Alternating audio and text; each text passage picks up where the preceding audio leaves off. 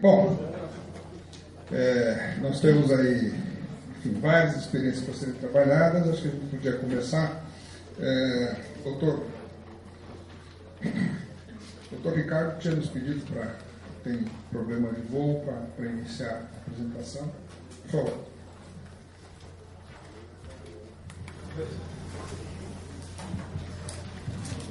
Bom, boa tarde.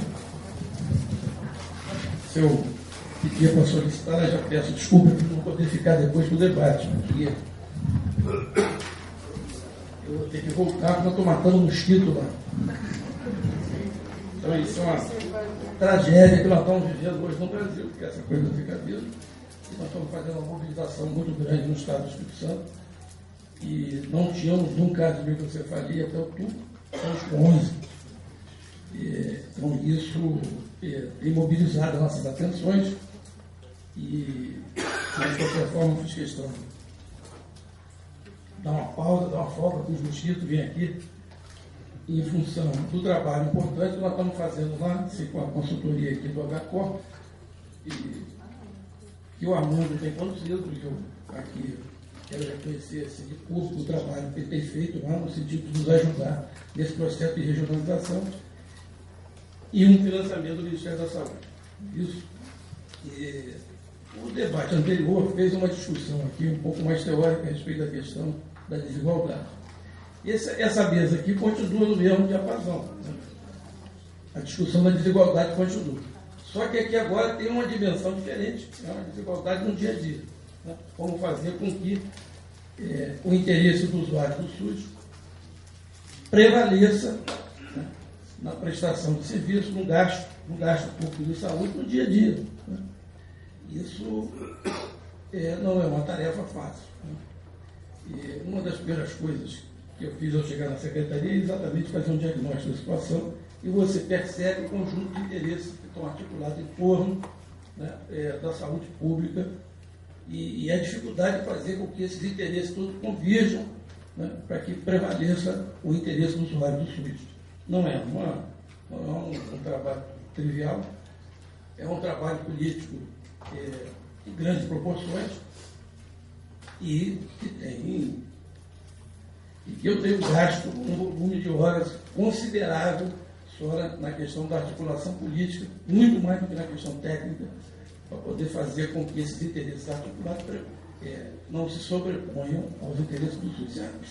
Isso é o dia a dia, né? São orçamentos gigantescos, com muitos interesses de prestador de serviço, interesses corporativos, interesses políticos, né? Vereadores, deputados, etc. Sabe que o sistema político eleitoral no país inteiro se utiliza dessa estrutura ou da falta de estrutura do SUS, né, para vender um conjunto de facilidades, né, porque a população, de certa forma, ela quer acessar o serviço de saúde. Né? Para acessar o serviço de saúde, nós sabemos que temos dificuldade de acesso, né, e aí usa de qualquer caminho, lança a mão de qualquer coisa que ela possa lançar para poder acessar esse serviço. Né? Seja solicitando apoio de vereador, seja solicitando apoio de deputado, etc. E ao longo do tempo, em função de que se é uma demanda muito grande, né, da população, acesso ao serviço de saúde, foi se estruturando em torno do sistema de saúde um clientelismo gigantesco, né, e que é um dos problemas, né, importantes que nós temos que olhar. Não adianta abstrair o peso da carga, né, olhar para ele e ver como é que nós conseguimos fazer com que, dado os limites de recursos, né, e a legislação existente, né, não estamos aqui discutindo legislações diferentes ou princípios organizativos diferentes, dado que tem aí como fazer com que essa coisa, esse sistema todo produza o resultado que tem que produzir. Então, nós estamos aí discutindo a mesma coisa em outra dimensão. E uma das questões, e entrando já especificamente no tema, que me chamou a atenção é exatamente a falta de um nível regional de gestão da saúde. Então você tem uma lógica política totalmente fragmentária, que é de município, né, e depois o Estado. Não existe ali uma articulação regional, não tem uma visão regional do que está acontecendo na saúde. E a lógica política fragmentária se estrutura a partir do interesse do município. Então, os municípios se organizam no sentido de trazer para o município o maior benefício que ele consegue a partir das articulações políticas e das formações das alianças políticas eleitorais, o que consegue levar de benefício para a sua população, para parecer perante a sua população que ele está trabalhando pela saúde da população. A lógica que está criada no Brasil inteiro, a partir do município, essa lógica política fragmentária. Que é o que existe. Não estou aqui dizendo que teria que ser diferente, eu trabalho com a realidade. Eu olho e vejo, é isso. Né? É o que está estruturado, as emendas parlamentares vão nesse sentido. Então, volta e meia se constroem coisas que não servem a nada. Né? Eu tenho vários exemplos lá. E muitas vezes se constrói coisas que depois não tem como manter, não tem como funcionar, e as pessoas vão me procurar solicitando recurso do Estado para poder funcionar uma coisa que não tem sentido. Não tem sentido do ponto de vista de uma rede de atenção. Né? Então, isso é uma situação. Essa situação assim, não é no Espírito Santo. Esta é a situação da saúde no Brasil. Né? A gestão política da saúde, ela está estruturada em cima disso, a partir dessa lógica dos municípios. E aí as alianças políticas eleitorais fazem também, porque aí, assim que eu cheguei, vários prefeitos me procuram, né, com aquela posição, nós apoiamos a eleição do governador, então está aqui meu projeto. Eu olho para aquilo e digo, mas qual é o sentido dessa proposta? Do ponto de vista do atendimento à população.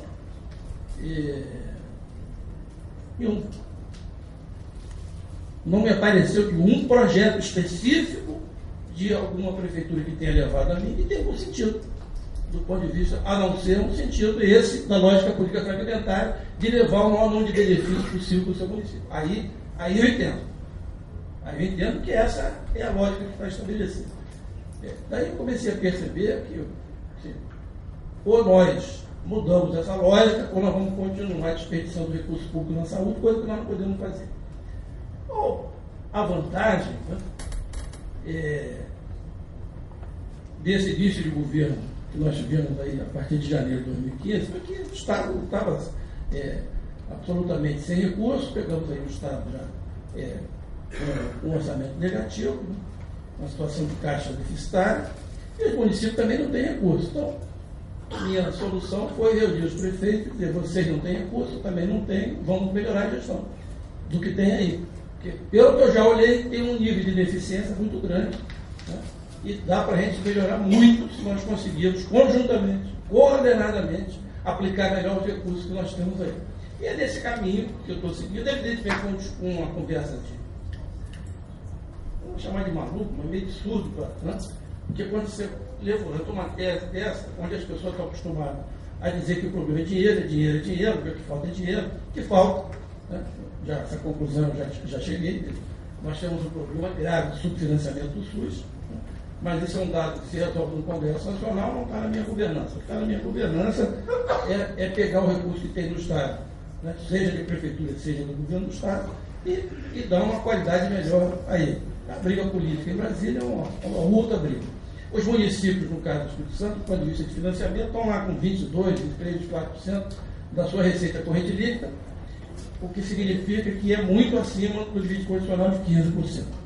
No caso específico, né, do Espírito Santo, a receita corrente líquida definida também condicionalmente é 12%. Nós chegamos ano passado a 18,84%, quase 19%, e estamos indo desse ano pelo mesmo caminho.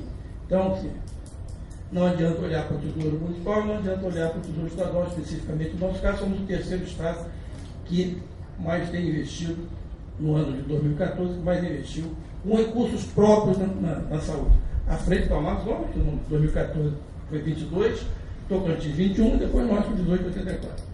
Então, também não adiantava olhar para aí, além do que estava entrando numa situação complexa do ponto de vista de déficit de caixa e uma perspectiva econômica para 2015 que está se configurando, quer dizer, a receita caindo, não tinha jeito de olhar por aí, de que isso fosse uma solução. Qual é a solução? Vamos melhorar a gestão. Aí, rapidamente, me chama a atenção. Né? Começo a analisar a nossa rede de assistência e você tem um conjunto de hospitais ineficientes, espalhados pelo interior do Estado por conta dessa lógica. Porque qual era a lógica anterior? Tem que trazer o máximo possível de benefícios. Bota um hospital em cada município. Isso é o ideal, né? Expresso na luta política. A luta política vai em torno disso. Então, nosso projeto lá está sendo no sentido de reverter isso e mudar esse paradigma. Então, a discussão é uma discussão regional. Né? Nós temos que olhar a região, temos 4 regiões de saúde, fizemos um processo de planejamento desde abril, esse que o HPOR nos ajudou, conduziu lá esse processo de planejamento, desde abril, no sentido de reunir as regiões, técnicos das regiões de saúde, para poder discutir e debater uma visão regional que não tinha. Não tinha uma visão regional, não tinha nenhuma identidade regional. Nós tivemos que criar essa identidade regional e tivemos que fazer um planejamento de como é que nós vamos olhar para a região. Então, o conjunto de municípios de cada região sentou durante 6 meses, uma vez por mês, dentro dessas oficinas organizadas, para poder olhar a região, o conjunto dos municípios e ver quais são as prioridades daquela região, e não o seu próprio umbigo. É um trabalho difícil, que nós começamos efetivamente com pouco apoio, foi crescendo a nível dos secretários municipais, e acho que agora está chegando aos prefeitos também, numa segunda etapa. Que é vamos dizer, um convencimento mais difícil. Mas foi um convencimento. Começamos isso sem que as pessoas estivessem entendendo o que estava acontecendo e achando que a gente estava querendo empurrar um problema, sei lá para onde. Na verdade, não é nada disso. É uma questão óbvia. Você tem que olhar a região, né, e planejar a utilização do recurso da saúde daquela região da melhor maneira possível. No caso específico do Espírito Santo, está muito centralizado em Vitória. Então, nós também, dentro desse processo de regionalização, estamos discutindo a descentralização de recursos, de capacidade de decisão e de recursos. Né? Muita coisa centralizada na Secretaria Estadual de Saúde. E nós queremos levar essa capacidade de decisão e recursos para a região. Então, estamos organizando uma governança regional que seja capaz de, a partir do seu planejamento, que essa etapa já vencemos, né, seja capaz de se organizar enquanto blocos de discussão e debate e de definição de prioridades, no sentido de ver onde é que o recurso vai ser aplicado naquela região. Isso não é uma coisa que eu preciso resolver a partir da capital do Estado. Até do ponto de vista gerencial, olhar a saúde, onde você achando que vai tomar decisões centralizadas para atender cada pessoa, segundo a necessidade específica de cada um. Se as pessoas moram no município, tem problema lá, e a decisão a respeito de como atendê-lo está na capital do Estado. Quer dizer, no caso lá, tem uma centralização excessiva em relação aos outros estados, que eu já percebi também. De repente, por ser menor, né, essa centralização foi possível. Então, essa regionalização tem a ver também com essa descentralização de capacidade de decisão e também de atender, né, de dar uma eficiência melhor, de atender melhor a população. Então, a orientação as pessoas têm que ser atendidas o mais próximo da sua casa possível. O que acontece é que milhares de pessoas, durante o ano, trafegam pelas estradas em direção à região metropolitana para serem atendidas na região metropolitana. E nós queremos inverter isso aí, né, para que as pessoas sejam atendidas na sua região de saúde, não tenham que sair da sua região de saúde, porque nós achamos que isso não só é mais eficiente, como também vai ter uma qualidade de atendimento muito melhor. Então, essa discussão da regionalização, né, ela traz por trás essas questões todas, além, né, de mudar o paradigma da gestão política.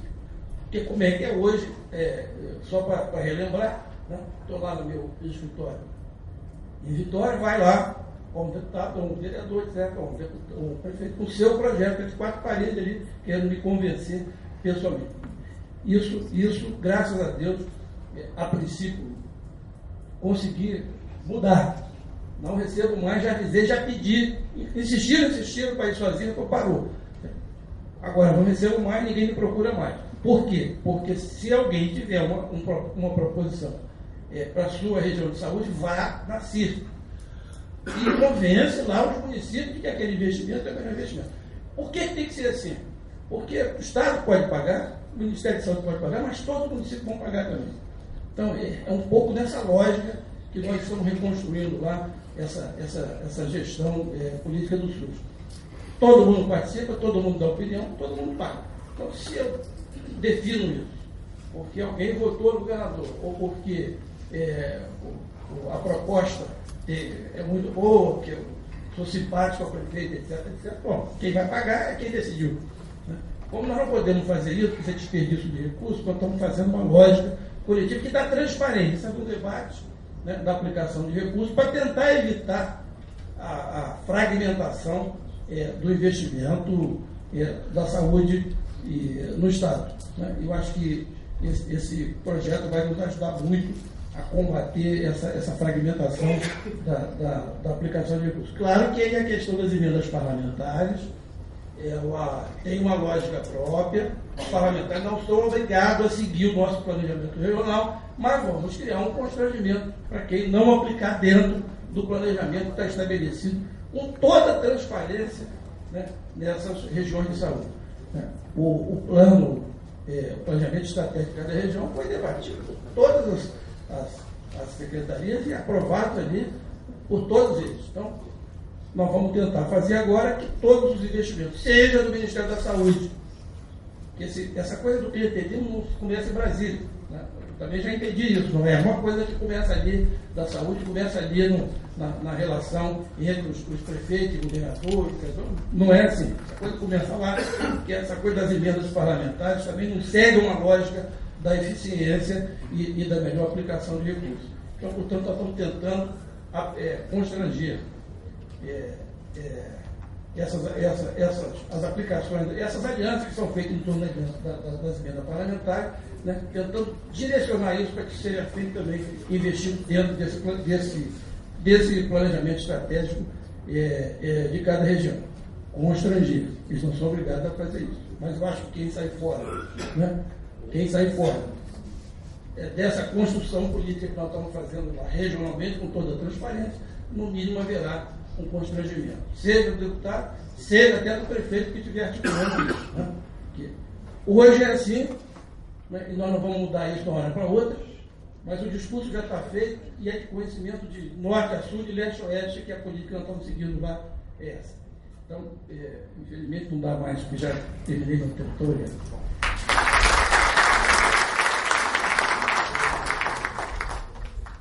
Obrigado, secretário. O secretário colocou aqui tensamente, né, a importância do processo de regionalização como uma estratégia de garantia do interesse público na construção sistêmica. A gente podia, então, já imediatamente convidar o próximo secretário, Dr. Pedro.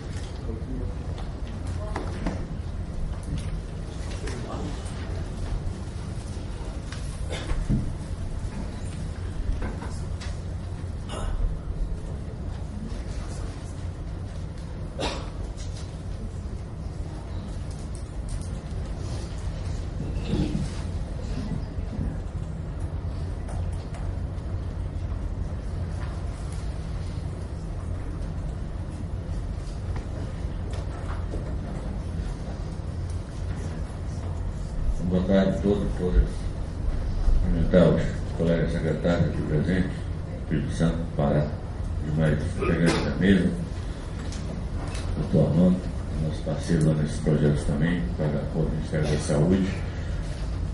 Faz uma apresentação muito breve aqui, sucinta, sobre o que pensamos desse processo de legislação, como já foi dito aqui várias vezes, a importância dele para o país e de uma região como a nossa, um estado como o nosso, que representa quase 20% do território nacional, o estado do Amazonas, isso aqui é fundamental. Eu tenho repetido um dado aí, desde que assumi, tem só 5 meses, estamos lá à frente da Secretaria de Saúde, que assusta a princípio, mas que ele é mais ou menos um retrato do que nós vivenciamos lá no Amazonas em relação à falta de uma estrutura de saúde mais forte, mais presente no interior.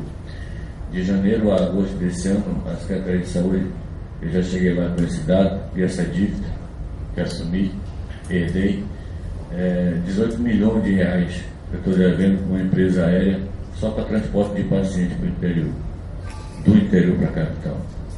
18 até agosto, deve estar em 20 já.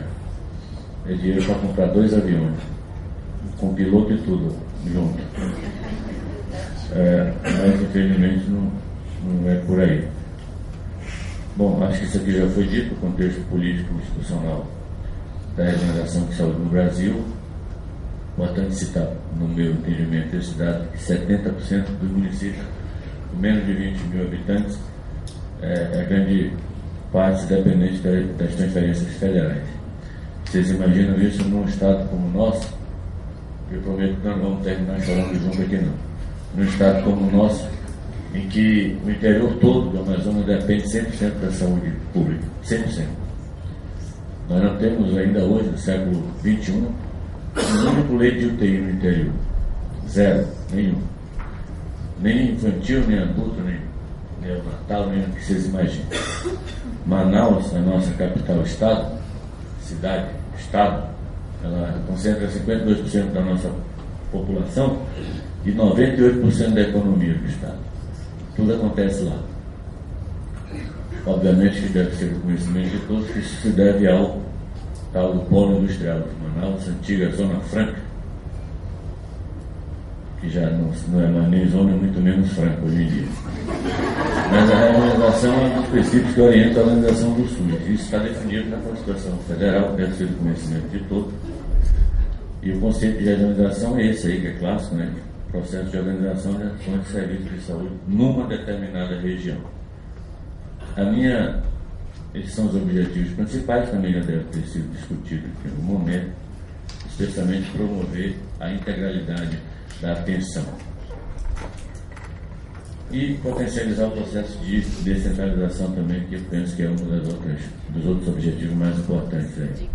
Ontem, no domingo, sem querer continuar com a choradeira, eu gastei parte do meu tempo tentando transferir uma criança de um município chamado Caralari, vocês vão ver a distância aqui, com a picada de cobra. Isso não estava previsto, né? Fazendo uma web conference aí no meu avião. Deve ser lá do interior, do Amazonas.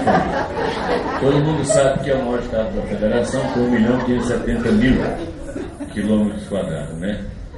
De terra e de água. A capital tem 2.020.000 habitantes, que dá 52% para um total de 33 milhões. E no meio dessa extensão toda, nós só temos 62 municípios, incluindo a capital. Cabe aí 4 países desse tamanho, junto: França, Espanha, Suécia e Grécia. Se tirar 2 daqui, quiser colocar uns 20 daquele pequeno, também dá. Menor densidade demográfica do país, são 2,23 habitantes a cada quilômetro quadrado de floresta e de água. Hoje, 80% da população vive na área urbana, o que é um movimento esperado. Acabou aquele romantismo de sujeito viver na beira do rio, pescando de manhã e dormindo à tarde. Está acabando. Esse dado sobre Manaus, hoje é a cidade mais populosa da região norte. Também explicado por conta desse polo industrial que tinha antes da crise, recente, mais de 120 mil operários. Lá tem aproximadamente 500 empresas, pelo menos 80 a 100 de grande porte, que fabrica eletroeletrônico, já foi o maior polo eletroeletrônico da América Latina, salvo engano. E por isso fortemente impactado pela crise, porque num momento como esse, as pessoas estão resguardando o seu patrimônio para comprar comida para os filhos, garantir a escola para os filhos. Ninguém vai estar comprando televisão, tablet, celular, etc., no meio de crise como esse. É exatamente o que nós fabricamos lá. Se bem que a maioria é exportada. Os dados gerais do Estado, só para conhecimento, nós só temos um município, além de Manaus, com mais de 100 mil habitantes. Só um município, que é exatamente Parintins, a capital lá do Boi-Bumbá, você já deve ter visto aí. E, ainda assim, desses 100 mil habitantes, quase 50% na população rural, que são comunidades ribeirinhas. Na cidade mesmo, que é uma ilha, aliás, não tem mais do que 60 mil habitantes. E aí tem esses dados aqui românticos, interessantes, a maior floresta tropical do planeta, a maior bacia hidrográfica, e isso é muito charmoso realmente, mas traz algumas limitações importantes. Porque no meio dessa floresta, desse monte de água, tem gente vivendo lá. Brasileiros com o mesmo direito que todos nós temos aqui nesse auditório, inclusive na capital. Na minha opinião, pelo menos. Nossa via de navegação, como todos devem saber, são os rios. Nós temos mais de 23 mil quilômetros de extensão de rios navegáveis. Isso muda de acordo com o ano, obviamente, depende muito do ciclo de cheia e de vazante. Então, os rios são nossas estradas. E para acabar de completar, essa fronteira internacional que temos com o Peru, Colômbia, Venezuela, etc. Em Tabatinga, por exemplo, eu vou citar daqui a pouco, rapidamente, é um município nosso lá no Alto Solimões, estive lá uma semana. O nosso hospital público lá, além de atender, obviamente, os amazonenses daquela região, fizeram esse ano, até agora, 4 mil atendimentos de colombiano e peruano. 4 mil. Você sabe que tem uma fronteira lá, entre Tabatinga e Letícia, que já é Colômbia, mas para trás tem o Peru. Então o nosso SUS está ficando internacional mesmo. Os dados gerais do Estado são esses aí que você já sabe. Nós temos fronteira com a Venezuela lá para cima, temos fronteira com a Colômbia, temos fronteira com o Peru. E aí vejam só, apenas um dado interessante de nossas distâncias em linha reta entre Manaus e alguns municípios. Em linha reta, a nossa linha lá não são retas não. Nós somos bem sinuosas. Veja esse município de Guajará, 1.500 quilômetros em linha reta. O sujeito leva 30 dias para chegar de barco de lá para Manaus. E como todo que vai tem que voltar, ele é mais 30 voltando. Então, se for transportar algum indivíduo em estado grave de saúde, em menos de 48 horas, ele tem que voltar para ser enterrado perto dos seus entes. Porque não chega a Manaus. E por aí vai. Tabatinga, que é uma cidade interessante, tem um polo lá que a gente precisa ampliar nessa linha de pensamento, fica a 1.073 quilômetros. Então o transporte é caro, tem que ser por via aérea. E nós não temos hospital regional lá, toda essa extensão de terra, nenhum que possa absorver parte desses atendimentos. Outra maneira de transporte é o que vocês estão vendo aí embaixo, é uma família inteira dentro. E essa foto em cima direita é de uma cidade do interior que eu não estou identificando honestamente aqui, mas Manaus não é não, porque não tem nenhum edifício aí. E aí, também ainda por cima, a maior população indígena do país está lá conosco. São quase 300 mil indivíduos, de várias etnias.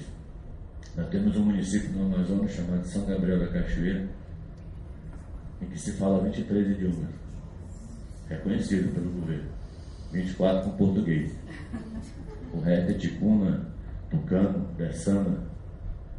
O governo federal agora trata os indígenas do ponto de vista de promoção de saúde diferenciadamente. Vocês sabem disso, existe uma Secretaria Nacional, mas a gente tem que ser parceiro lá. Tem comunidade indígena que nós não conseguimos chegar porque os índios não permitem, acredito. Eu não consigo vacinar os indígenas lá porque eles não permitem. E aí a mortalidade indígena do Amazonas subiu de novo esse ano por conta disso. Quando eu coloco a população indígena, que é brasileira e é amazonense, na minha estatística, a mortalidade sobe de novo, expressivamente.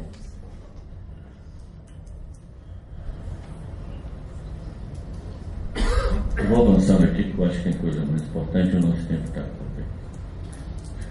Aquilo que eu falei há pouco para vocês, na região do Alto Solimões tem uma etnia lá que é a nossa maior etnia, os ticunos, e são 5 mil índios. O ministro esteve lá há pouco tempo, recém-estreado como tal, e eu acompanhei a Tabatinga para a entrega de alguns equipamentos para os índios lá, comprado com recurso do livro do Estado, e que eu tenho certeza que daqui a 100 meses vai estar tudo deteriorado, não tem manutenção. Eu acho que isso não é promover saúde, mas enfim, eu peguei isso andando. E o ministro foi comigo, eu fui com o ministro, aliás, a autoridade dele, né, de Tabatinga até uma comunidade chamada Belém do Solimões. São 2 horas e meia de barco rápido. Mas foi bom porque o ministro viu de perto, literalmente de perto, como é que a gente faz para tentar levar a saúde ali naquela região. Na chegada, como o rio está baixo, já tinha uma escada lá nos 120 degraus, o menino já se assustou. E a Polícia Federal estava junto, né? Fazendo segurança, eu digo, o senhor tem duas opções, uma o senhor sobe comigo, a outra federal ele carrega aí, né, bicho? Ele apitou e subiu a escada. E já chegou bem cansado lá. Não é um sujeito muito afável, eu gostei muito do primeiro contato com o ministro. Ele está com excelentes intenções. Espero que tenha tempo hábil de concluir. Vou já encerrar. População distribuída em 62 municípios, aí vem nossa distribuição atual por regiões de saúde, e aí a discussão com o projeto HCO Ministério, doutor Armando, no sentido de nós revermos isso aqui, é a minha opinião. Veja como é que isso está distribuído. Nós temos uma macro-regional só que é Manaus, e aí esses municípios que estão no entorno, aqui tem maior quantidade, é exatamente Manaus e o entorno, né, por conta da região do Rio Negro. Nós temos lá 3 ou 4 municípios apenas ligados por rodovia, o restante, como eu falei, é naquela linha de pensamento. E são 9. Aqui a distribuição, né, do Alto Solimões, do Baixo, do entorno, do Juruá, só para conhecimento. Tefé fica bem no centro geodésico da cidade. Veja lá na pontinha, se conseguirem, uma cidade chamada Guajará. Olha a distância dela para Manaus. Sabe como é que chega em Guajará? Sai de Manaus, vai para Porto Velho, que é Rondônia, sai de Porto Velho, vai para Rio Branco, que é no Acre, e volta para Cruzeiro do Sul, que é no Acre, e volta para o Amazonas de novo. É sério isso. Eu coordeno aí um projeto de telesaúde lá, telemedicina, que precisa implantar em cada um dos municípios, conseguir implantar no 61 um projeto de telecardiologia, muito interessante. Que lauda eletrocardiograma à distância, que lauda mapa, que lauda Holter. E agora a gente já está com um programa de teleemografia também muito interessante, já tem mais de 10 mil exames de mão laudados. Os meus técnicos chegaram aqui, a mágica foi essa aí. Eu acho que isso dá para ir para o Guiné-Book, que ele é, estou pensando nisso agora, vou registrar. Porque as minhas técnicas rodaram certamente mais de 50 mil quilômetros aqui para conseguir fazer isso. E vivindo, né? E esse é o nosso transporte lá. A maior parte feita de barco. Porque as estradas, obviamente, não têm infraestrutura.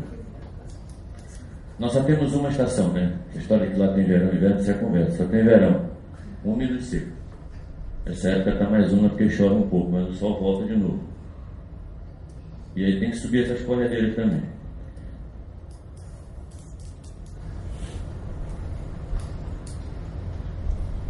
Você sabe que nessa cheia que teve, por exemplo, agora, 60% dos nossos hospitais foram para debaixo d'água. Nessa última, do ano passado. Aí nós tivemos que montar hospitais sobre balsas. E numa delas, uma cidade pequena de 10 mil habitantes, o rio insiste em não baixar. E o meu contrato com a balsa acabou. É muito choradeira, né? Vai já passar. E, enfim, consegui renovar com o sujeito lá. Você imagina montar um hospital que vai ficar durante uns 3, 4 meses em cima de uma balsa. Com alguma coisa que possa prever atividade cirúrgica de médio ponto. Não é fácil não. Mas eu sou brasileiro, não desisto nunca. É a característica do processo de organização. Enfim, acho que essa discussão... E aí tem um dado interessantíssimo que está aqui meu colega do Pará, o Pedro Vitor, essa disparidade do financiamento do federal para os estados brasileiros. O Amazonas é o penúltimo estado da federação a receber recursos pelo teto mágico per capita. 137 hoje. Só perdendo para o Pará. Né, Vitor? E aí sabe quem é o primeiro estado da federação a receber o maior valor? Alguém sabe? Todo mundo pensa em São Paulo. Não sei porquê, né? É o Acre. É o nosso único estado da região que é o estado que mais recebe. Aí alguém me perguntou por quê. Eu não vou falar publicamente aqui. Mas alguém desconfia aí, né? Do governo do Pará, do Acre, aliás. Faça um exercício rápido aí, depois você me fala. E o Estado da União que mais investe também em saúde com recurso próprio, como o Pedro Ricardo já falou aqui, é o Amazonas ainda, 22. Isso aqui dá 2 bilhões e 600 milhões de reais por ano. É o nosso gasto com saúde. E é pouco.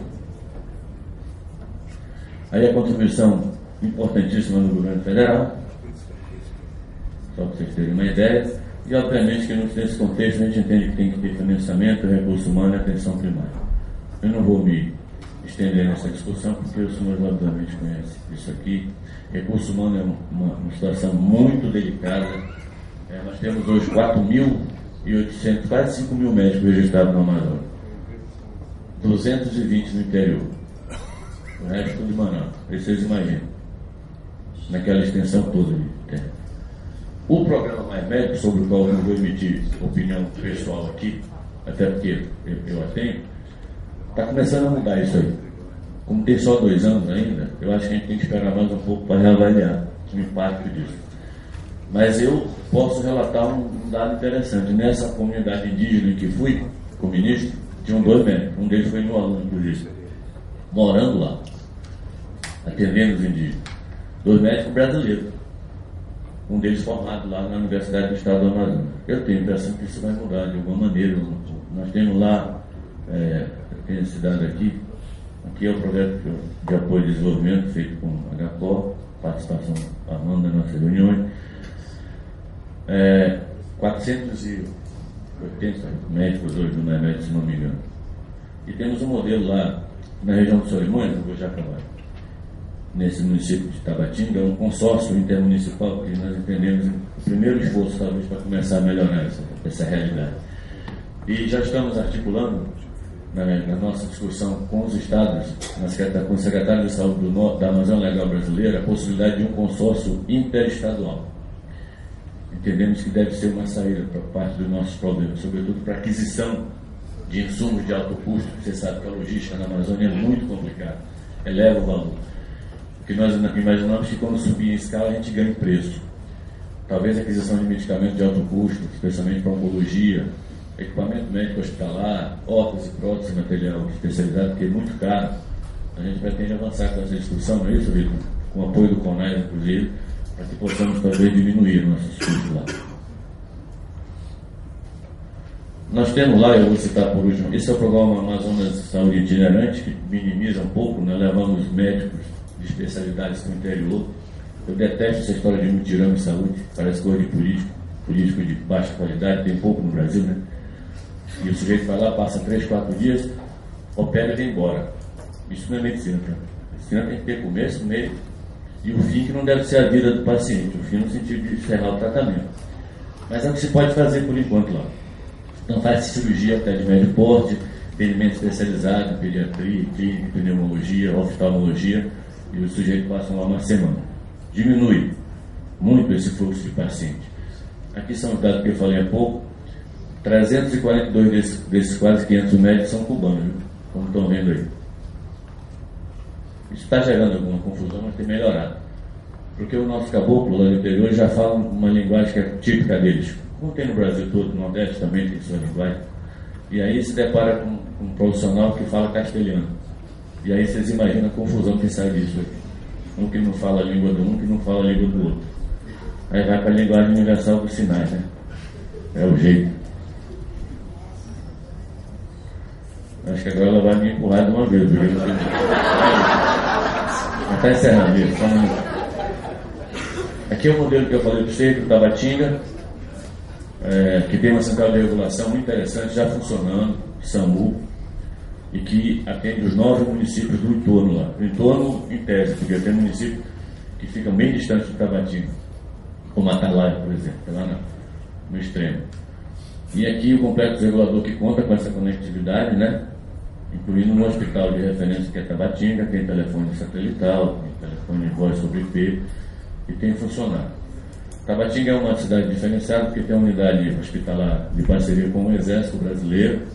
Nós inauguramos há pouco tempo uma unidade de pronto atendimento, conseguimos fazer tudo isso aqui, que está aí ao lado.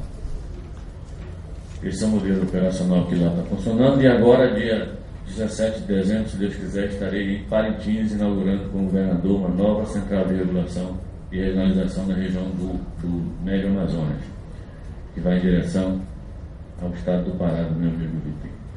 E uma estratégia que temos utilizado realmente é a telesaúde. Eu coordenei isso desde 2013 no Amazonas, ampliamos bastante, já temos, como eu falei, teleeletrocardiograma, telemama, teleholder, telemapa. Já estamos fazendo raio-x também em distância e mamografia. Agora começamos o projeto de eletroencefalografia também. E se Deus quiser, até mais um ano, 2, a gente vai começar um piloto para uma situação bem específica, que é um desafio grande para a gente, que é a telecitologia, ou telecitopatologia oncótica. Manaus é a capital mundial do câncer de colo do útero. O Amazonas é o estado brasileiro com a maior incidência de câncer de colo. Assusta o mundo inteiro. Quando a OMS aceita, entre aspas, até 10 casos para cada 100 mil mulheres de câncer de colo, o Amazonas tem 55 casos para cada 100 mil. É um dado complicadíssimo que a gente precisa mudar. E a gente entende que o telecitologia deve melhorar muito isso por laudo à distância do exame de Papa Nicolau. Bom, eu acho que aqui um dado sobre telesaúde, muito rápido. Nós fazemos teleconsultoria também. Esse é um cardiologista nosso falando à distância com o paciente e o médico lá da atenção básica no município do interior, o parte social. Eu espero ter conseguido dar alguma contribuição para o tema, porque na próxima incursão da Lisa ela me arranca daqui, com certeza, a tapa. Muito obrigado a todos.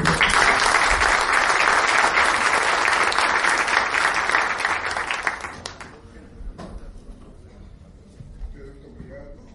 A Adélia achava que transporte sanitário era alguma coisa complicada. E acho que eu coloco para a gente aí os enormes desafios aí para garantir o direito, né? Quer dizer, essa palavra que eles usam pede por aí. Direito e acesso. Traz aí algumas propostas bastante interessantes. Inclusive essa história do consórcio interestadual pode ser bastante interessante para precisar. Doutor Vitor?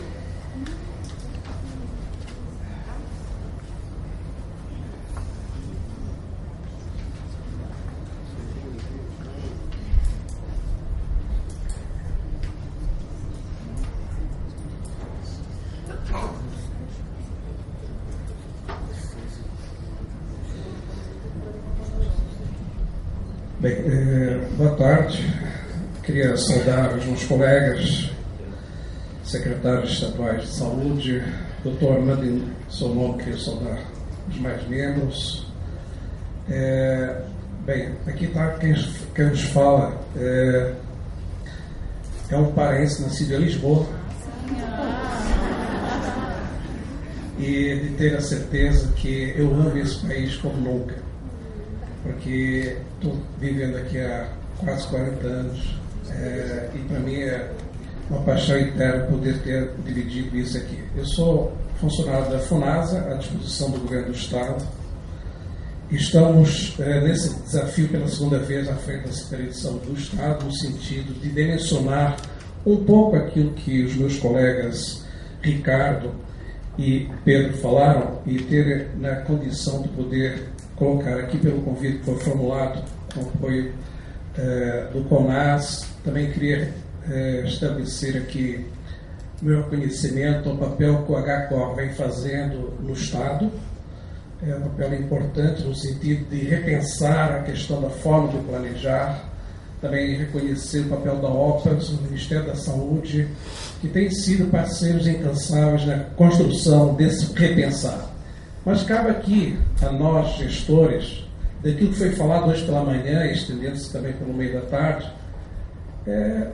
Tudo bem, temos aí um monte de arcabouços legais, um monte de pensamentos que nos levam para garantir os princípios que norteiam o SUS, e cabe aos gestores aqui saber como é que isso é feito no campo. E aí cabe um pouco da passagem dessa experiência que eu queria repassar para vocês. Mas antes de entrar propriamente no estado do Pará, o estado do Pará é um pouquinho menor que o Amazonas, mas não é tão diferente como o Amazonas. Mas eu queria mencionar aqui algumas questões referentes àquilo que foi debatido hoje, o que eu queria fortalecer como parte deste papel de gestão, e aí passa um pouco por isso, né? Se a gente verificar que, tocando sobre as questões das deficiências crônicas que comprometem a sua efetividade, né, aquilo que compete ao papel do Estado fazer, eu vou pontualizar sobre dois aspectos apenas. Em relação à gestão, que passa um pouco por isso, o caráter paternalista e clientelista da gestão pública, o modelo federativo de base municipal que tem dificultado a governança do SUS. Isso já foi amplamente debatido hoje aqui. Só estou fortalecendo a posição deste tipo de modelo. A falta de uma reforma radical da gestão pública, e isso é um desafio imenso que nós temos que colocar nas nossas agendas. O SUS, que vem constituído de maneira fragmentada, com um pequeno grau de integração entre diferentes programas e serviços, isso acaba sendo um grande dificultador em relação à questão do modus operandi, como a gente atua dentro dos nossos cenários, dentro dos nossos blocos regionais, e a questão de ter-se optado pela descentralização para os municípios, deixando vagas das atribuições dos Estados e da União. E me lembro, não muito de longa, em relação à condição que, quando se foi feito, por exemplo, a descentralização da antiga Fundação CESP, ou então de unidades dos Estados, bateu-se nas portas dos municípios: olha, está aqui a chave do hospital, está aqui a chave do centro de saúde, eu vou repassar durante 6 meses algum recurso e a partir de tu te viras. Este é o modelo que a gente quer? Qual é a corresponsabilidade que cabe nesse papel federativo da gente poder conjugar esforços, sob o ponto de vista de que a descentralização foi um avanço, sim, mas será que a gente não virou costa para o município em relação àquilo que é papel a ser co-participado naquilo que a gente dimensiona sobre os desafios que nós temos? Uma pergunta. E a questão da responsabilidade sanitária, que ainda está por definir, mas que é importante ter colocado isto. Em relação ao financiamento, aí tem vários itens que já foram falados, aí tem o veto do artigo 55 das disposições transitórias, que estabeleceu o mínimo de 30% do orçamento da Seguridade Social para a saúde, que não conseguiu emplacar. O remanejamento de outras contribuições sociais fora do Fundo Nacional de Saúde, a reserva de 20% do orçamento para a DRU, que isso viria a ser colocado sobre a questão de criar um superávit primário para ir, consequentemente, fazer o pagamento das juros da dívida. O não cumprimento da EC 29 por todos os entes, e aqui cabe a União, Estados e municípios, já tem alguns entes que ficam aquém dos valores estabelecidos, o movimento da saúde mais 10, o agravamento com a nova lei das 13.097. E também a questão da emenda constitucional 86, que é a história do orçamento impositivo, que isso acabou atrapalhando em muito o planejar, e isso nos leva a ter essas questões que já foram colocadas pelos meus colegas. E agora, mais recente, o envio ao Congresso da PEC 87/2015, que prorroga a DRU por mais, era 4, estão pedindo para ser para 8, e aumentando de 20% para 30%. E aí, o que é que a gente vai fazer? Se a gente está reclamando de recursos, por que é que a gente não pode pontualizar isso como parte da demanda a ser discutida? Então, eu fiz assim alguns pontos essenciais dessa abordagem. Podia entrar também numa discussão em relação aos sistemas organizativos do sistema de saúde, falar um pouco sobre desenvolvimento político de recursos humanos, comunicação e assim vai. Mas eu só quis restringir esses 2 itens, quais são importantes em relação a isso. Mas bora entrar aqui no estado do Pará. O estado do Pará perde território para o Amazonas, tem 1.247.000 km², fica encravado entre o Amazonas e o Maranhão, ali na região norte, o Mato Grosso a sul, Tocantins ali ao lado e acima Amapá. Temos uma população de 8.100.000 habitantes, uma densidade de 607, o rendimento nominal mensal inicial per capita da população residente, com dados de 2014, de R$ 631, e temos 144 municípios. Só para ver dimensões, só para vocês terem uma ideia de dimensões, se vier fazer uma linha da região oeste para a região oeste, norte e sul, de Boeing, 1h30 e mais 1h30 para baixo. Então, se a gente fosse fazer uma linha para atravessar o estado, são 3 horas de Boeing. Eu tenho aqui um município que é de Altamira. Ele é Luís Pisco, 2 vezes Portugal. Um município, que é o de Altamira, que se liga aqui com a região do estado de Mato Grosso. Tem na Ilha do Marajó, que é a maior ilha fluvial, que tem inclusive um secretário municipal aqui, que é o Zé Raimundo, que é do município de São Boa Vista, né? E que só essa ilha fluvial, ela é 2 vezes o estado de Sergipe. né? Então vamos somar aqui nas dores com o Amazonas para que dizer o contexto amazônico, que representa 51% do território nacional, tem que ser olhado de maneira diferente, gente. Do continente Brasil, quantos Brasis nós temos se a gente for ver esses cenários? Será que existe uma retratação do olhar sobre essas condições de operacionalidade? Eu vou dar um exemplo. O Pedro tocou aqui há pouco a questão da logística para chegar a determinados insumos em determinados lugares. Para eu chegar na outra ponta do Marajó, por exemplo, lá Foá e Chaves, são 28 horas de barco. E quando chega, porque tem momentos em que o rio está muito baixo, você não consegue entrar de barco, você vai de balsa, depois vai de motor, vai de rabeta, vai de jumento para chegar lá. Vacina é assim. A vacina para chegar nos postos de saúde é logística de doido. É logística de dimensionar uma guerra e você ter uma logística apropriada para chegar àquela vacina importante para vacinar aquela criança. Este é o Brasil que nós temos, gente. Continental, com suas diversidades. Claro, isso faz parte da natureza da gente apropriar conhecimento, apropriar informações, e para cada ano é um planejar. Tem o período que chove mais e o período que chove menos. Então são planejares diferentes na logística para dar suporte a esse imenso Estado. Para falar um pouco aqui do Estado do Pará, esse é mais ou menos uma parte do desenho que eu tenho dos hospitais na região metropolitana. Ou seja, na cobertura de alguns hospitais colocados, nós estamos rediscutindo um pouco a logística em relação às 13 regiões que nós temos no Estado. Essa é uma parte do nosso estudo. Aqui é um hospital de urgência e emergência que nós definimos como necessidade, está funcionando já faz 10 anos, mas ele foi vital para reordenar a questão da urgência e emergência. Aqui são os nossos hospitais regionais, são 9 ao todo. Tendo alguns outros hospitais da administração direta, que é feita pelo Estado, desses 9 que são da administração OS, e tem os 5 da administração direta. E esse é o desenho que foi definido. Nós estamos num ciclo de terminar os hospitais regionais, é um processo de planejamento que vem há mais de 15 anos, e estamos agora finalizando com mais 3 para a gente ficar com 12 hospitais regionais numa condição de complexidade. Aqui em Redenção, hoje eu estou fazendo transplante renal. Vocês sabem qual é a logística para fazer transplante? Só dá para fazer intervivo, não dá para fazer imóvel. Mas é uma condição excepcional da gente poder direcionar isso.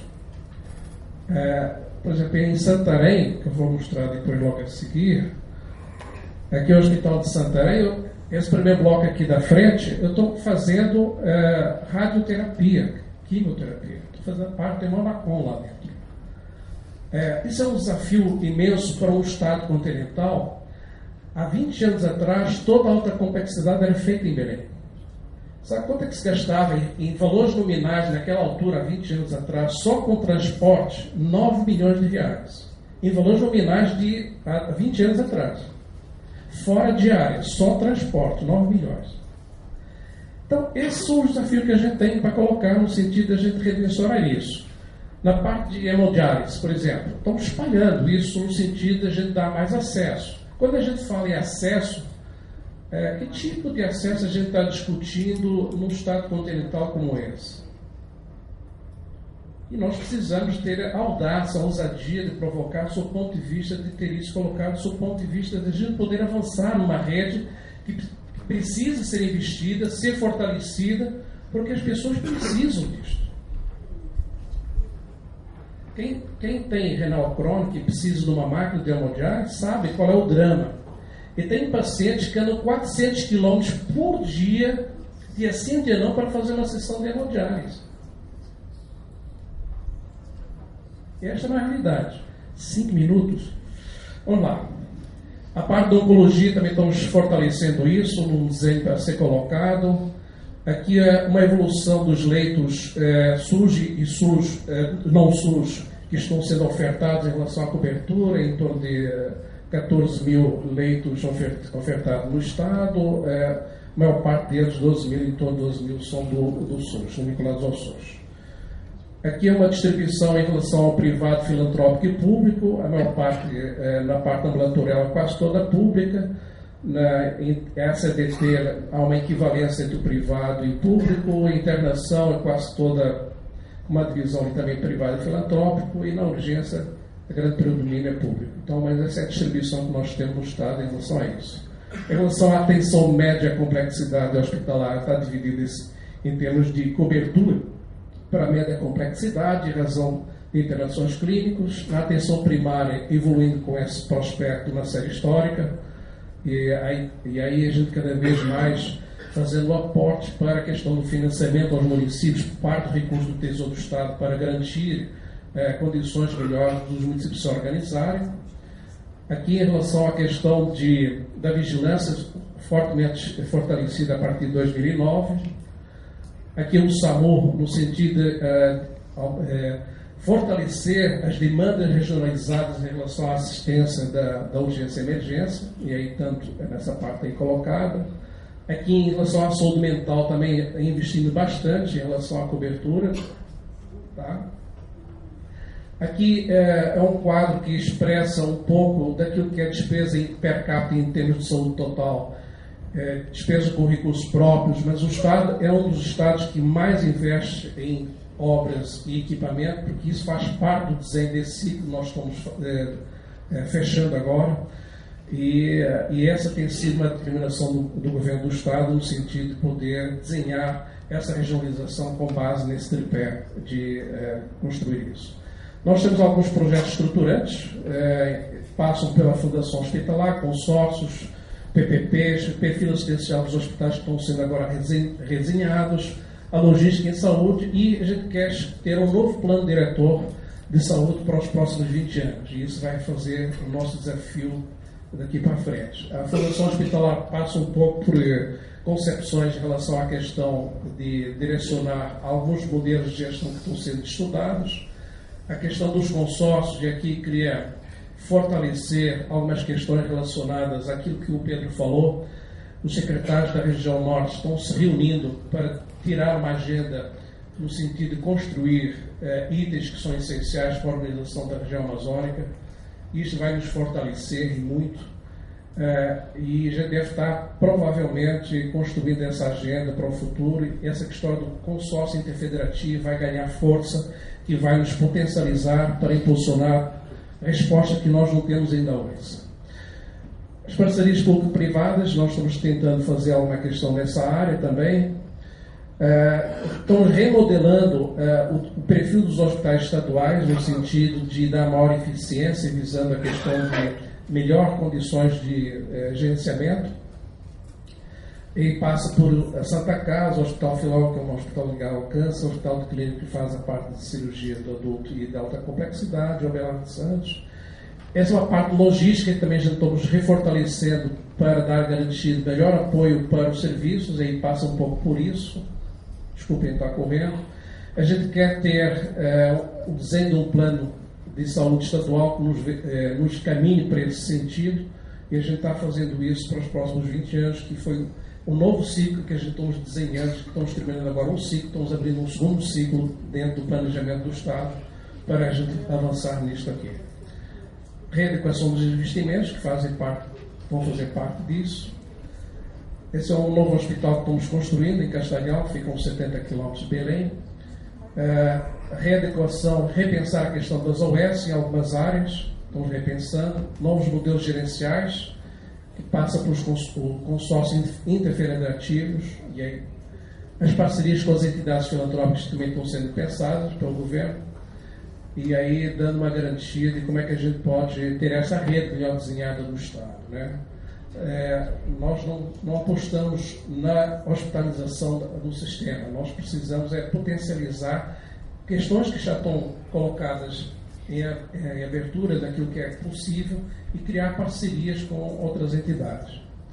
Aqui são alguns parceiros que estão conosco, e a gente espera sempre levar sempre com eles no sentido para esses grandes desafios. E aqui queria finalizar, para não alongar muito, e só pontualizar alguns itens que são importantes. Lutar pelas fontes orçamentárias fixas, permanentes, suficientes e estáveis para o SUS. Defender o fim imediato da aplicação da DRU. Definir e explicitar a responsabilidade dos compromissos dos entes federados por meio de instrumentos de pactuação regional. Apoiar a aprovação da PEC 0A/2015, que altera o PIS/MINA a ser aplicado pela União. Promover um debate democrático a respeito da judicialização que acaba corroendo os nossos orçamentos. Essa é uma questão séria que nos envolve. E criar alternativas estratégias, envolver, descentralizar, regionalizar e concentrar esforços na organização de redes por territórios que devem articular serviços e atenção e cuidados para a nossa população. Muito obrigado.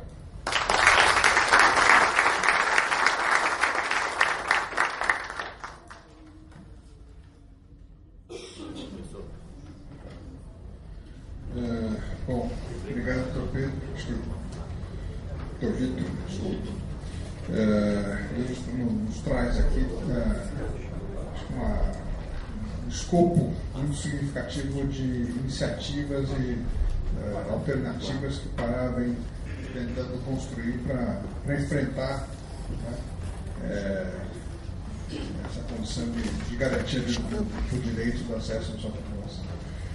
Acho que são alternativas bastante diversificadas, né? Acho que não tem uma alternativa única. Bastante enriquecedor esse espectro diversificado, no sentido de se buscar caminhos para resolver esses problemas. Tabelli?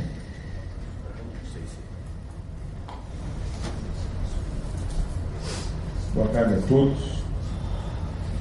Eu gostaria de mostrar para vocês alguns aspectos de um projeto que nós estamos desenvolvendo há um ano, um projeto em parceria com o Banco Interamericano de Desenvolvimento, e que ele atende às premissas que os secretários expuseram até agora: fragmentação do sistema, dificuldade dos municípios de fazer frente aos desafios do SUS, o predomínio das doenças crônicas, envelhecimento da população. São temas que vão passar pelas prioridades que o projeto elegeu. Ele é um projeto que, como se sabe, qualquer projeto com financiamento internacional precisa de uma lei autorizativa. Eu estou mostrando isso aqui só para dizer que a lei foi aprovada em 2012 e o projeto só começou em 2014 e ele começou em 2010. Então, projetos de financiamento internacional são demorados. E o nosso, todo mundo no banco se surpreendeu com a rapidez. Então, imagina como é demorado isso aí. De qualquer forma, os valores do projeto são 380 milhões de dólares, sendo 270 aporte do banco e 110 milhões aporte do Tesouro do Estado. Bom, aí, muito resumidamente, as premissas que nós comentávamos que motivou a execução do projeto. A população vem envelhecendo, isso é um dado mundial, ocorre no Brasil de maneira mais rápida do que aconteceu nos outros países. A evolução demográfica brasileira, a mudança demográfica tem sido mais rápida. Consequentemente, ocorre o predomínio das doenças crônicas, diferente do que era anteriormente. As doenças crônicas hoje são a nossa principal preocupação. Isso tudo num ambiente de rede completamente desarticulado. Existem sistemas municipais, sistemas estaduais, como disse o secretário Ricardo, do Espírito Santo. Quando nós temos contato com os municípios têm a aspiração de ter sistemas municipais próprios, geralmente pequenos, geralmente incapazes de fazer frente. O sonho dos municípios é uma maternidade. Todo mundo quer ter uma pequena maternidade, que é muito arriscado, muito perigoso, uma vez que vai ter pouca massa crítica para fazer 6 partos por mês, taxa de ocupação em torno de 15%, 18%, mas essa é uma questão que mobiliza muitos prefeitos, e esse talvez seja um dos temas mais frequentes nas solicitações de apoio que os municípios fazem ao Estado. Então, nós estamos tentando fazer frente a isso aí e fortalecer ou estimular os municípios a se articularem e priorizar a atenção básica. Na medida que a atenção básica vai poder fazer a diferença e a virada no sistema. Um outro tema que nós notamos também é o modelo voltado para o pronto atendimento. Hoje a gente procura privilegiar o pronto atendimento e isso é muito ruim para o paciente com doença crônica. Ser atendido cada dia por um médico não é um bom negócio para quem tem uma doença como hipertensão, diabetes, etc. Bom, aí, muito resumidamente, são os objetivos do projeto. Fortalecer as regiões de saúde, estimular os vínculos solidários e racionais intermunicipais e estadual. Isso é um tema difícil. Os municípios têm disputas políticas e tensões políticas entre si, especialmente os vizinhos. Então, estabelecer redes solidárias não tem sido uma tarefa fácil. Vou contar só uma historinha aqui de um município, não vou falar o nome, que ganhou um AME, um ambulatório médico de especialidades, e o AME é um serviço estadual e atende a todos os municípios. Ocorre que o município sede não conseguia construir um banheiro para os acompanhantes do AME. Como as pessoas vão com o acompanhante, demoramos 6 meses de debate na CIR para saber qual seria a forma de financiamento do banheiro do acompanhante. Isso para mostrar a dificuldade que a gente tem de criar sistemas solidários. Então, estimular consórcios intermunicipais e estimular o pensamento de uma rede regional que possa racionalizar gasto é a grande prioridade. Então, o outro objetivo do projeto é transformar o atual modelo de atenção centrado em consultas de pronto-socorro para uma atenção integral e contínua, que isso vai se dar na atenção básica. A maioria dos pacientes se beneficia e consegue o seu benefício dentro da atenção básica. E valorizar a atenção básica como meio estruturante. Bom, nós não podíamos fazer um projeto para o estado inteiro, então nós tivemos que escolher regiões. O estado de São Paulo tem 63 regiões e nós escolhemos 5 para fazer a experiência. Então escolhemos pegar ali o lado esquerdo do mapa, na fronteira com o Paraná, é uma franja do estado muito pobre. A região mais pobre é a região do Vale do Ribeiro, essa aqui mais ao sul, e foi uma região contemplada justamente por ser a mais pobre.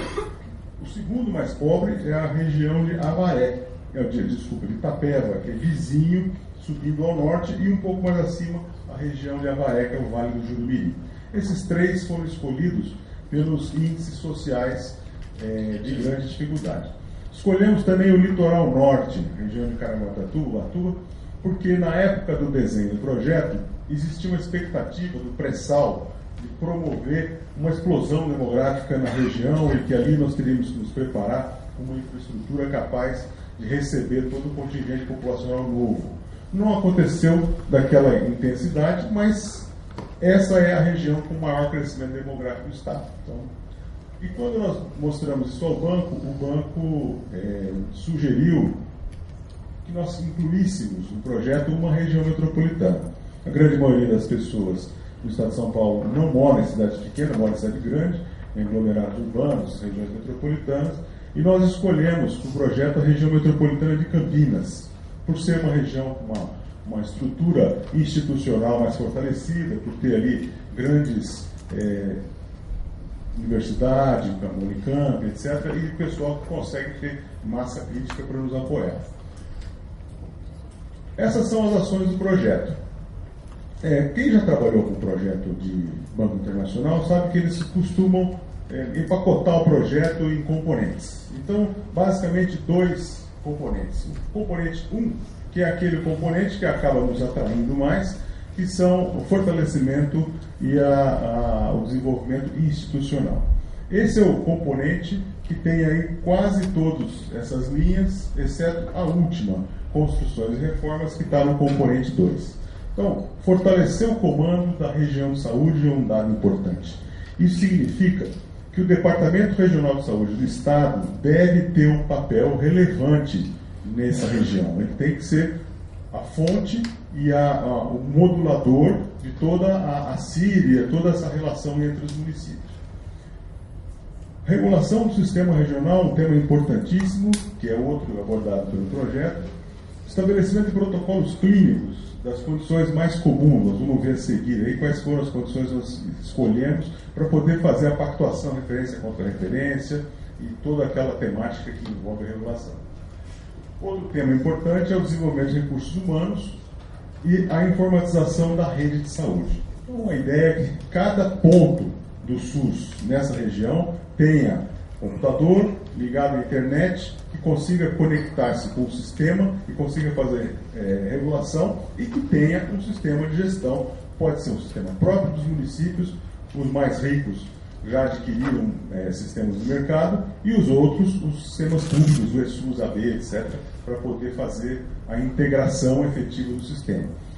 Um tema muito complicado, que sempre foi uma coisa que atrapalhou muito na questão da informatização, foi a verdadeira torre de Babel que existe entre os sistemas. Então, um desafio era a interoperabilidade dos sistemas e fazer com que eles falem entre si. Existe uma tecnologia atual, é o barramento, que é uma estratégia em que se consegue conectar os sistemas e esse é um ponto que a gente está investindo. Bom, e as construções e reformas é o tema que mais é a cereja do bolo para os prefeitos, né? Isso aí é o que motiva o prefeito a aderir e a entrar no projeto. Bom, então isso nós chamamos de fortalecimento institucional, fizemos aí uma linha do tempo colorida, só para mostrar um pouco do desenvolvimento dos projetos. Então, como se vê, boa parte das ações vão estar concentradas em 2016. Diagnóstico de rede, estudos para formulação de modelos de governança e assim por diante. São vários os temas no fortalecimento institucional.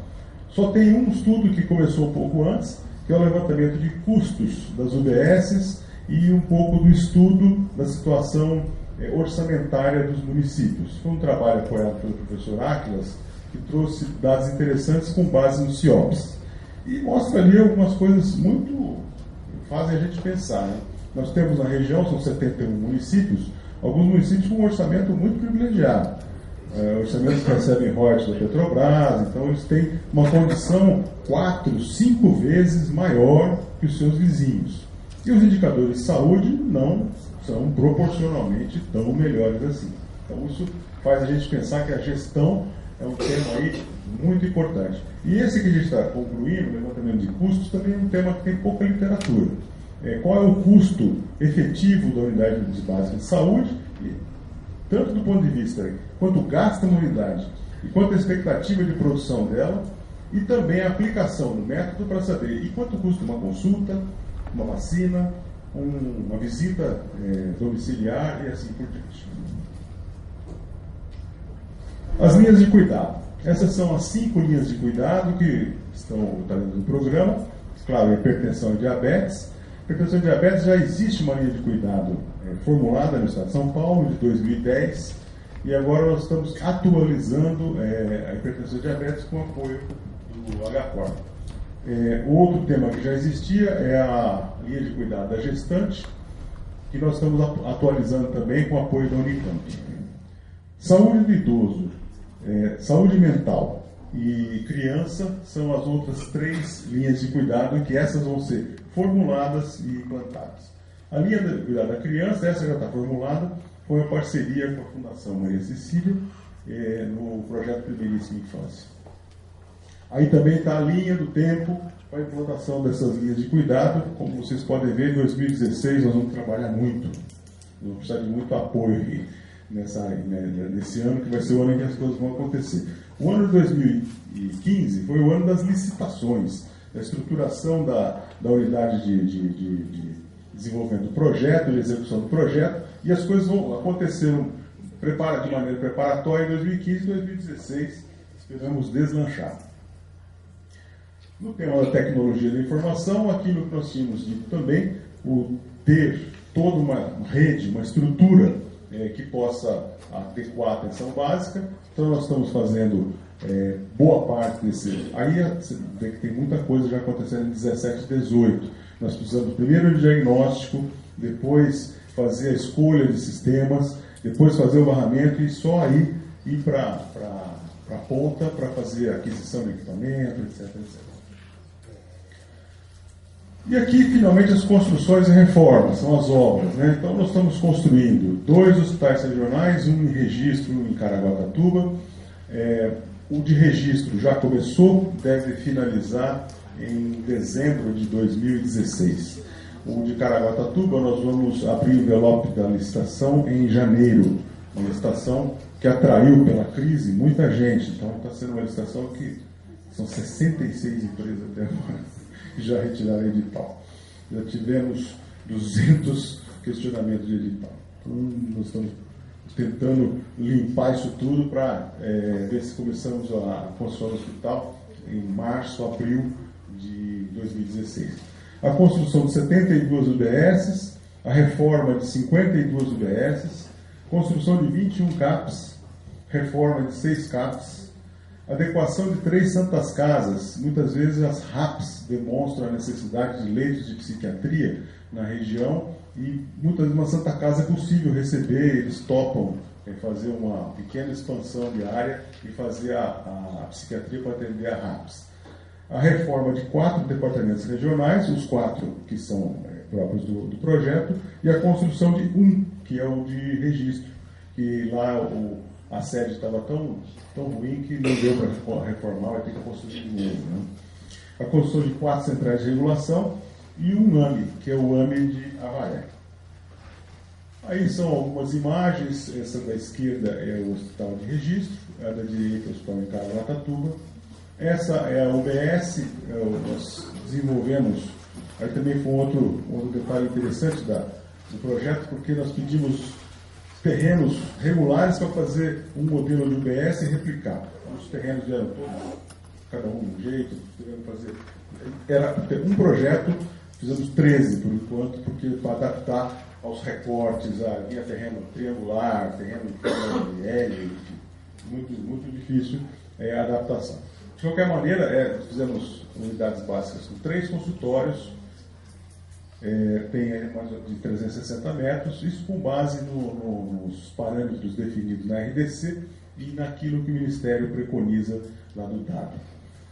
A unidade que é um pouco maior, o BS2, ela tem 642 metros, ela tem 8 consultórios e a previsão de entregas, que nós vamos inaugurar, vai começar, vai ser a DRS Campinas, está quase pronta.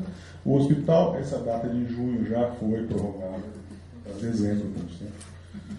E aí em 2016 nós vamos estar fazendo obra. Em 2017 a gente espera entregar em abril o Vale do Ribeira, em maio a região metropolitana de Campinas e em junho o Vale do Jurumirim, Litoral Norte e região de Itapeva. Já outubro tem as reformas do Jurumirim e da DRS Taubaté. 2017 é um ano estratégico, os prefeitos têm grande interesse na inauguração dessas unidades, é ano eleitoral, então nesse sentido a gente está tentando correr com as obras para poder atender a pressão política. 2018 tem mais uma tantada de obras aí, Registro, AME de Avaré, Hospital do Litoral Norte e outras reformas, e assim nós vamos concluindo até 2019. Basicamente esse é o projeto, estamos à disposição.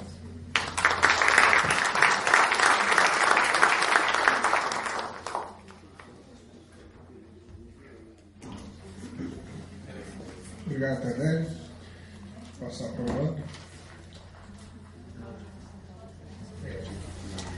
Bom, eu quero agradecer aqui a oportunidade, né, e saudar a todos aqui, já dando boa noite, praticamente, e dizer que nos projetos que, através do Ligreza, CACOR, nós temos acompanhado o processo de regionalização, e aqui temos 3 estados, né, que participamos do convite para participarem desse seminário, justamente porque estamos em diferentes etapas, né, do trabalho em desenvolvimento, mais avançado no Espírito Santo, numa etapa, digamos, de intermediação agora de processos no Amazonas e começando os processos no Pará.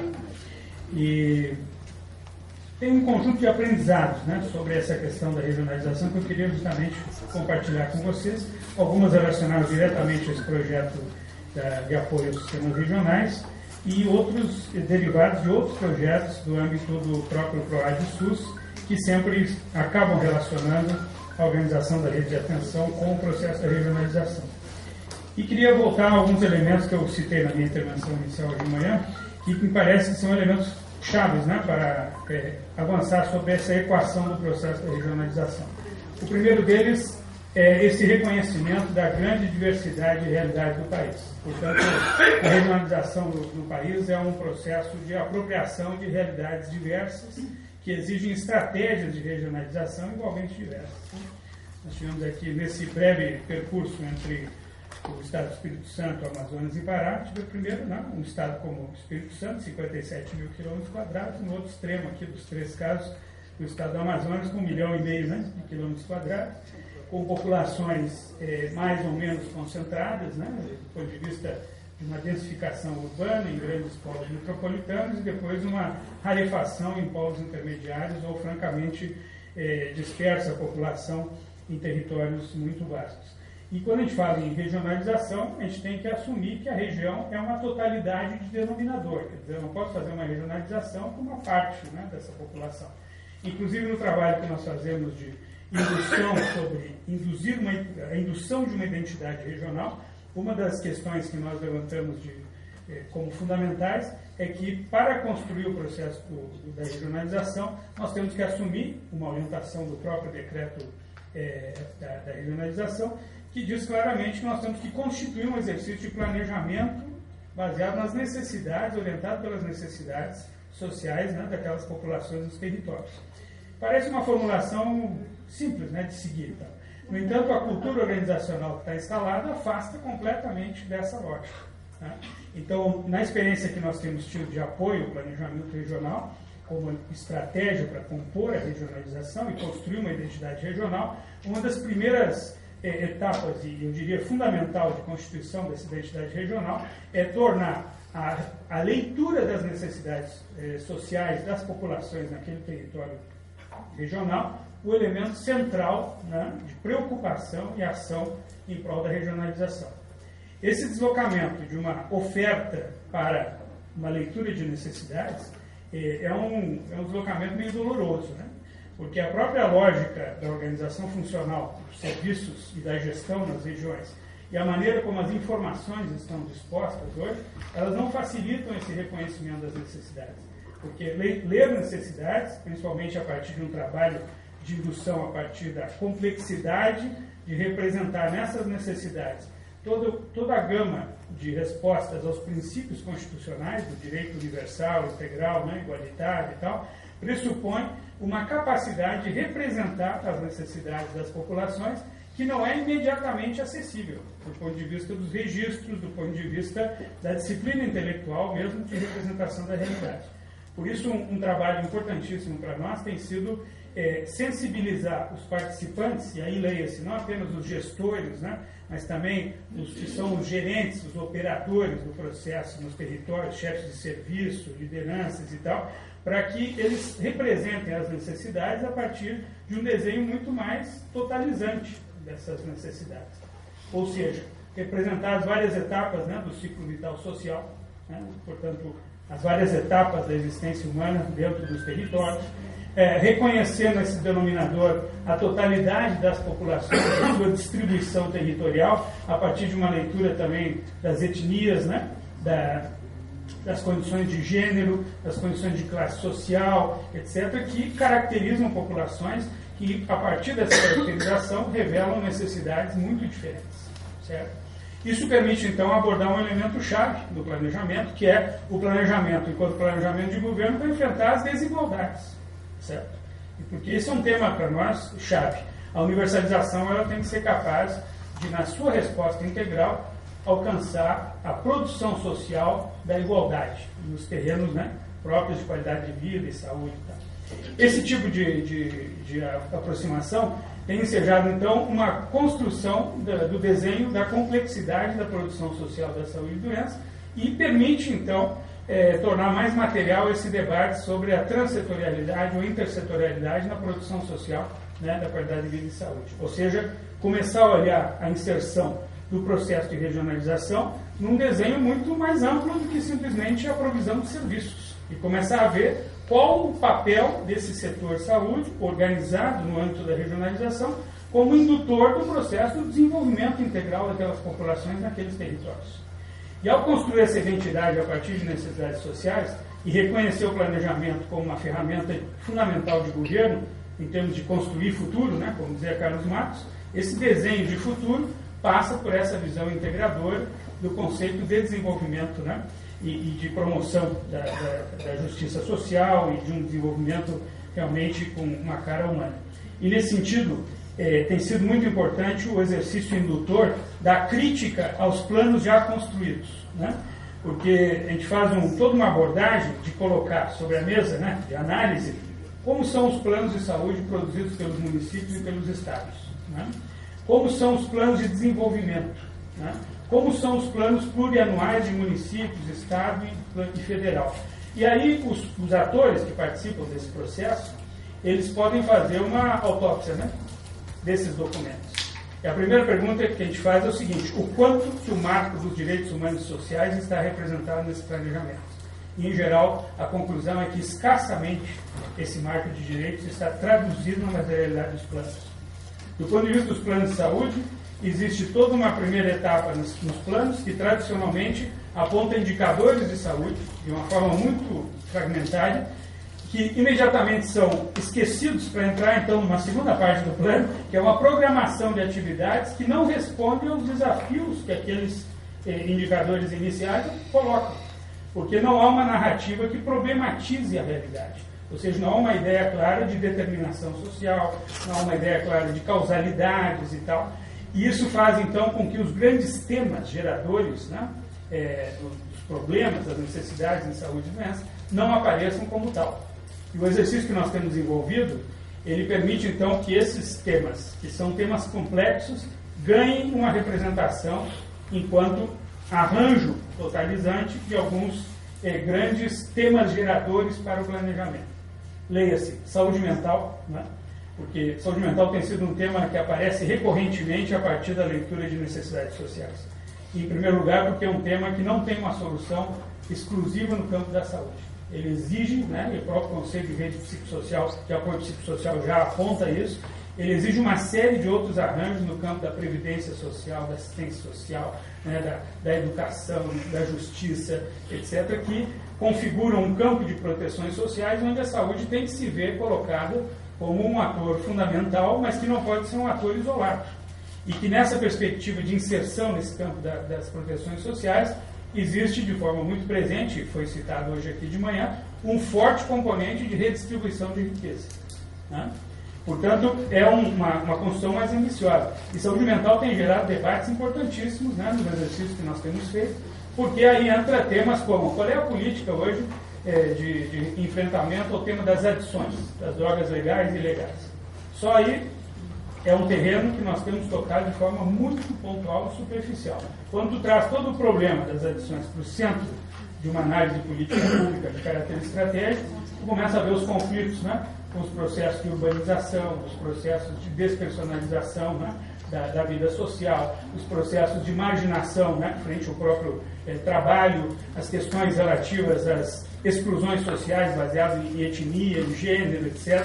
E tu entra, então, num terreno que se amplia muito e que repercute num conjunto de outras políticas sociais, no âmbito da segurança pública, no âmbito da organização espacial das cidades, no âmbito do lazer, da cultura, etc., que acabam ganhando uma densidade que exige que o setor saúde já não possa responder isoladamente ao tema da saúde mental, mas coloque a sua responsabilidade numa perspectiva de integração com outros setores. Isso vale também para os temas muito presentes de violências e acidentes, né, que tem aparecido como um tema de igual complexidade e transcendência, os temas do envelhecimento populacional, entendido como um processo que muda toda uma dimensão da cultura, né, societária, da transformação de sociedades que eram localmente muito jovens e que rapidamente vão se tornando comunidades com uma idade média alta e com uma mudança, né, do perfil de necessidades e assim por diante. Então, à medida que a gente vai problematizando a partir desses núcleos geradores, né, de necessidades, nós vamos mudando no exercício de apropriação desses problemas, seu enfrentamento, mudando o conceito da organização institucional para enfrentar isso. Então, a regionalização, no caso da saúde, ela não pode se isolar enquanto setor saúde. Ela tem que fazer jus à própria definição do conceito de saúde que a Constituição dá, que é muito ampla. E, para isso, é necessário construir uma forma de articulação de caráter transsetorial. Certo? Eu tenho meu cronômetro algum. E, dentro dessa lógica, a dimensão transsetorial, ela cria, por processo de regionalização, uma outra exigência, que não é apenas da integração dos serviços de saúde, mas a integração das proteções sociais no âmbito do território regional. Certo? E, por outro lado, nos obriga a pensar a matriz da produção dos territórios. Porque se a proteção social tem um papel-chave na redistribuição de riqueza, o problema da produção e a distribuição da riqueza, ligada ao trabalho, concentração da terra, né, perfil de assalariamento, etc., tem um marco, digamos, de análise chave se nós queremos entender a determinação, né, social dessas condições que permitem a produção social da saúde, da qualidade de vida e assim por diante. Bom, isso abre então uma dimensão que aponta para fora da dimensão setorial. Dentro do próprio setor, a outra questão que chama muito a atenção é que, à medida que eu assumo as necessidades sociais em suas expressões no campo assistencial de saúde como um elemento que precisa reordenar a oferta e reordenar os arranjos de provisão de serviços, eu tenho que realmente entender qual é a amplitude e o alcance do conceito de redes, certo? E o que nós temos encontrado, em geral, são arranjos muito precários no campo das redes, né? São mais bem acordos formais, né? E você sabe que nós temos uma tradição na gestão de um formalismo atroz, né? Quer dizer, isso aí eu não vou agora chamar a atenção nem do Vitor nem do Luiz aqui, mas é uma tradição ibérica lusa que nós importamos, que é o princípio do formalismo, né? Que é muito forte, né? Então a gente considera que existe a rede no momento que eu tenho um documento que diz que tem uma rede. Agora, se essa rede funciona, se ela produz socialmente os resultados esperados, se ela realmente, né, é efetiva, isso parece que nós não conseguimos ainda integrar na nossa equação. Nem do seu processo, enquanto trabalho, e muito menos do resultado. Então, ao introduzir uma ideia de resultado assistencial como elemento ordenador para rever criticamente processos e depois estrutura, nós invertemos um pouco o caminho tradicional, aquele da equação do Donabedio, né? Estrutura, processo e resultado, como colocamos resultado, processo e estrutura. E estimulamos a pensar a partir de um objetivo no planejamento que começa pelos níveis que nós queremos alcançar de resultado assistencial e que impacta, então, na contribuição setorial, na produção social e qualidade de vida e saúde. Nós temos visto que esse tipo de exercício ajuda a tornar muito mais concreta a expressão das redes assistenciais. E como se dá num contexto de regionalização, a ideia efetiva de colocar as redes projetadas sobre um território regional, sobre uma população ou populações que devem ser satisfeitas nas suas necessidades, integrando o resultado assistencial de uma maneira muito mais complexa, mais totalizante, implica que eu vou ter um forte questionamento sobre a minha capacidade de regulação. Certo? E aí aparece uma outra debilidade que já foi apontada aqui também. Nós temos uma enorme dificuldade em fazer a regulação pública dos nossos sistemas, né? Sejam estaduais, municipais, nesse caso agora, pensando numa dimensão regional, os mecanismos de regulação que nós assumimos, e o secretário Ricardo aqui do Espírito Santo foi explícito sobre isso, né? Na verdade, nós temos hoje vários circuitos de ação entre amigos, né? Eu resolvo um problema de derivação do paciente ligando para uma instituição que eu conheço alguém que me facilita aquilo. Se eu tiver a sorte de ter um colega na minha turma que está de plantão em outro lugar, eu ligo para ele, bypasso todos os mecanismos de regulação e resolvo o problema de acesso, certo?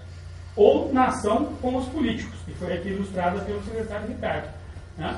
Essa vasta construção de relações clientelares, né, e tal, ela é um elemento de poder político muito importante. Portanto, não é por acaso que as regulações, né, tanto a macro-regulação quanto a micro-regulação operacional, tem tantas barreiras para se instalar. É que, na verdade, se nós instalarmos uma regulação pública efetiva, a gente desloca um conjunto de interesses e de poder que está constituído em torno à não capacidade atual de regulação. Portanto, se a regionalização enfrentar de forma cabal, né, essa questão da dificuldade regulatória e instalar de fato uma capacidade reguladora pública, né, nos territórios regionais, nós vamos conseguir, né, finalmente, alcançar uma resposta que é muito importante do ponto de vista da organização do sistema regional e que tem a ver justamente com a construção de uma autoridade pública compartilhada no âmbito regional. Agora, isso não é simples, né? Assim como foi colocado aqui também pelo Ricardo antes, dizendo, nós temos que criar uma confluência sobre um planejamento, e daí os nossos projetos, a gente tem apostado muito em criar um espaço de planejamento regional, né? Inclusive denominando isso laboratório, né, de planejamento regional, com a ideia de criar um espaço de convergência, discussão, elaboração de peças de planejamento que consigam responder a essas complexidades e que depois instruam, né, processos de decisão a nível da CIRS, né, e depois pactuar isso nas CIVs de cada estado, de maneira que se conflua, né, um esforço de planejamento que tem um forte componente crítico em relação à materialidade dos direitos na região, a representação das necessidades das populações nesse marco regional e, logo, a construção desse complexo de respostas devidamente reguladas no marco da regionalização. Isso deverá permitir, e no Espírito Santo a gente começou a fortemente dar base a isso, no debate liderado pelo secretário, deverá permitir que a contratualização, né, do serviço se dê no âmbito regional, a partir então de uma capacidade regulatória de caráter regional. Garantindo, é claro, que isso não se transforme numa nova fragmentação à medida que isso tudo se inscreva em decisões estaduais, né, devidamente levadas adiante e pactuadas na CIP. Mas o marco regional de contratualização é fundamental, aproximando essa ideia da expressão da necessidade com a expressão da resposta e fortalecendo novos polos de atendimento, né, regional, claro que dentro de um campo de racionalidade, onde certos serviços continuarão sendo provistos, né, em macro-regiões ou na referência central do Estado, dependendo da natureza dos casos, e uma análise econômica também do que é mais interessante, né, do ponto de vista do interesse público.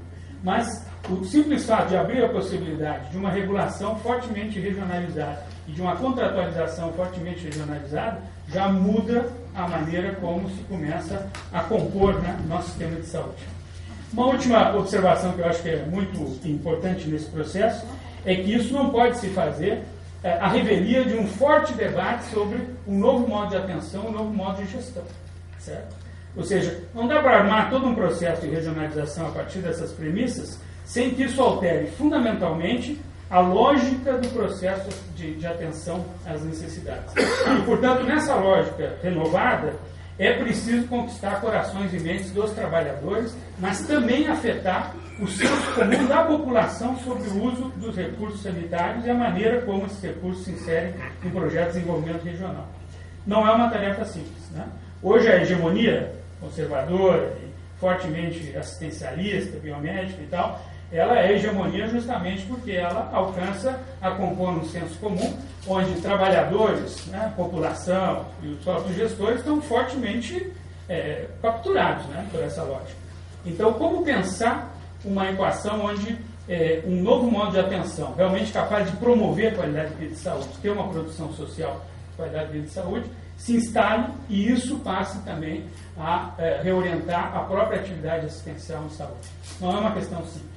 E vejo que aqui eu não estou fazendo uma apologia, uma afirmação exclusivamente no âmbito de algo como um preventivismo, uma lógica meramente, né, reducionista da complexidade da resposta. Aqui nós estamos falando da totalidade das respostas.